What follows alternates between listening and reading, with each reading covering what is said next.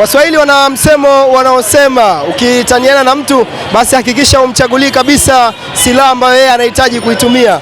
Na ningependa kwa yote ambaye anafahamu kunitafsiria aibu wataona wao kwa lugha ya Kiingereza, basi anisaidie kwa namna yoyote ile. Hapa ni Msimbazi na hichi ambacho nyuma yangu kinaonekana sio ndoto wala sio AI.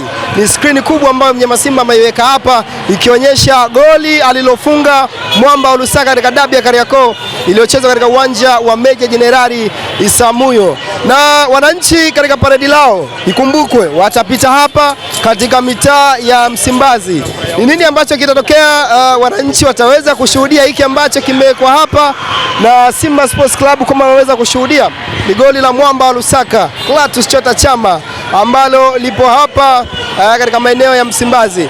Imekuwa kama kivutio kwa mashabiki na watu wote ambao wapo hapa pindi wanapopita kulishuhudia goli la Mwamba wa Lusaka, ambalo limeelezwa kuwa mashabiki wa Simba pamoja na msemaji wa Simba Sports Club Ahmed Ally wakitamani kuliona katika tuzo za Puskas Awards. Ni paredi la wananchi leo, ni paredi la mabingwa mara 5 mfululizo wa ligi kuu ya NBC Premier League ambalo litapita hapa mitaa ya Msimbazi, ambapo imewekwa skrini kubwa inayolionyesha goli la Mwamba wa Lusaka, Clatous Chota Chama kama wanavyoshuhudia.